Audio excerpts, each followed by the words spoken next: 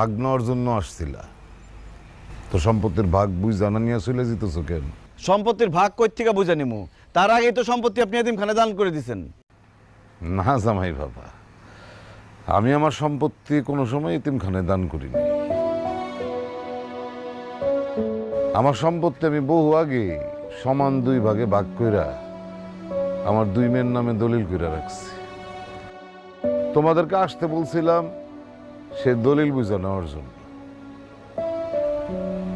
পারভিন শারমিন, এই যে তোদের সম্পত্তির ভাগের অংশ।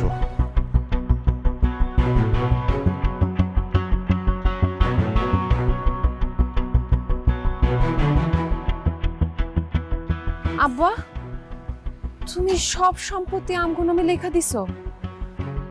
তাহলে কেন কইছিলা তুমি সম্পত্তি সব এতিমখানে দান করে দিছো?